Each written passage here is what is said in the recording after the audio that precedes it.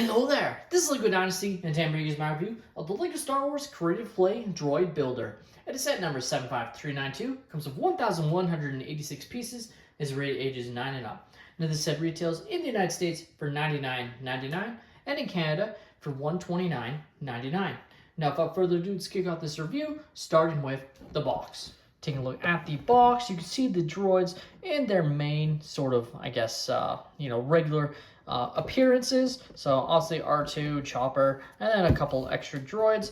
I believe this one's supposed to be QT, which we also got as an anniversary figure. And this one, I believe, does have a name, but I can't remember what it is, and it's just kind of a throw-in into this set, but still looks pretty cool to have included there. You are also given a exclusive young Princess Leia and Lola, or LOLA 59, which is her droid from the Obi-Wan Kenobi series. So that is definitely kind of fun. Flipping the set around, you can see the characters inside some of their unique items. So, R2 with his headphones and rubber ducky. You got the glasses, top hat, and sort of bow tie. You got the sunglasses and flower hat, and then the cowboy hat and mustache for Chopper. So definitely a lot of fun for kids, I'm sure. And is definitely an interesting LEGO set, to say the least. Now you are given 4 different manuals to build the set. In fact, even the box shows that you can split up the build as you see fit. So if you have a family or partner that you want to build the set with, you can definitely do that. You don't have to build it all yourself, which is kind of common these days, but way back when, years ago, it used to just be all manuals, regardless of what it was, would be one giant manual, so you wouldn't be able to split the builds. So I do like that LEGO has embraced doing this and allowing you to split up the build and not have to worry about, saving your spot in a manual or waiting so long to build different sections of a build and being able to split it up. That's definitely a nice thing that they have added. That is now a staple in their LEGO manuals, but still is a good thing. Now taking a look at the extra pieces I was left with following the build, and as you can see, you're left with quite a lot of extra pieces, which kind of makes sense, with the fact that they use so many different small parts throughout all these builds, that you'd be left with quite a few extras. So as you can see, quite a few nice pieces to add to your collection for free here, and yeah, just extra pieces. Now let's take a look at our anniversary minifigure, this being the young Leia from the Obi-Wan Kenobi series. And just off the top, I think this was a very poor choice for a anniversary figure. I don't think this is one that people were dying to get. And it kind of sucks because it almost feels like a wasted spot here, because overall I think the other choices, even if they weren't executed that well, were better. Whether it was Fives, Cal Kestis, Saw Gerrera, Darth Malak, etc. Like, I think we could have gotten a really cool figure. Like, I'm thinking a Dr. Aphra, some Senate character, Wat Tambor, Boss Nass, just there's lots of other characters that we haven't gotten that I think were a lot more desirable than this. Now, having said that, it is still a pretty nice minifigure. Obviously, it is the young Leia, so you have the non-opposable legs, a really nice printing on the torso here, and the face print looks nice. And very kiddish, for lack of a better term, so definitely doesn't look like an older character or anything like that, so that's definitely nice. The Lola piece is nice as well, as it is a printed part here on top of this one tile piece, so that's definitely nice. Not a sticker, fully printed.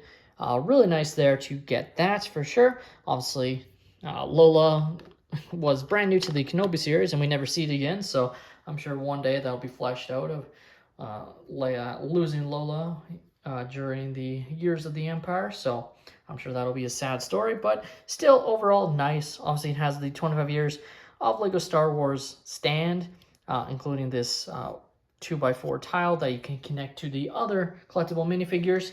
Now let's take a look at the droids, and we'll just take a look at them with their items on. As you saw on the box, you can take them off, which I will do for some of them. So you can take off these sunglasses and the top hat for this droid here, and looks pretty nice. As you can see, you got the leg here represented here. No tiles on the feet, which is probably the most interesting thing. Like, it moves fine on like smooth surfaces, probably not gonna be able to move it on carpet or anything, just because it'll just get caught really easily or dig in because of the lack of smooth tiles on the bottom, which I just think is an interesting choice from Lego here.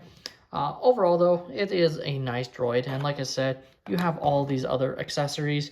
You can even swap out these flower parts for this bow piece here to have it be just a bow piece, and you can frankly put this on almost all or even all of the other characters if you wanted to, so that's definitely nice if you wanted to have fun with that, and that works quite well. Moving on to our next droid character, we have this one in black and gold. Again, not 100% sure on this droid's designation. To me, it's kind of just a random throw-in, just so it's not 3 characters, it's 4. Not super important. Overall, though, you can take off his bow tie and hat, as well as his glasses here. So then he looks just like that. With all of that off, he looks like that. You have this nice detail here, which is a print. I guess I forgot to mention, these are prints on the front, which is definitely pretty nice that it isn't a sticker there. Definitely something that Lego would normally use as a sticker, I feel like, so has to be commended when it isn't.